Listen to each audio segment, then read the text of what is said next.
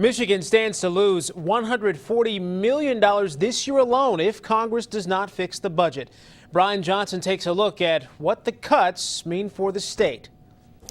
Cuts to teachers, schools, the military, job assistance programs. The list of potential cuts Michigan faces goes on and on, warns the White House.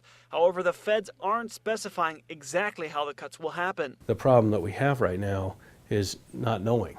I mean, the uncertainty is killing us, and our biggest risk right now is the federal government and their inability to get things done. Some cuts happen the moment the sequester goes into effect, but the real cuts won't be seen until after March 27th.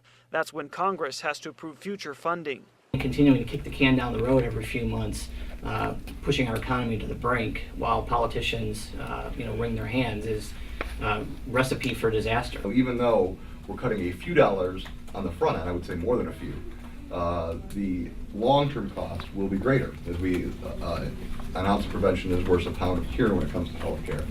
So we're being penny wise and pound foolish. And here's the thing, all this fighting is over cuts that will solve less than 10% of the country's financial problems. That is the more sobering thought. I mean, everybody's tied up in the sequestration, $85 billion. We got a much bigger problem. You're running $1 trillion annual deficit.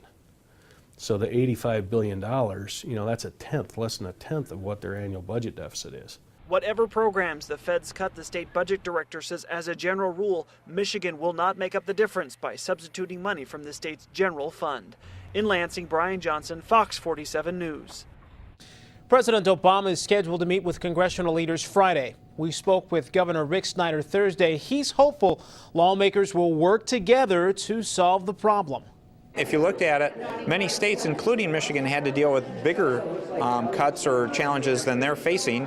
We did it by working together between the executive and legislative branch in a multitude of states.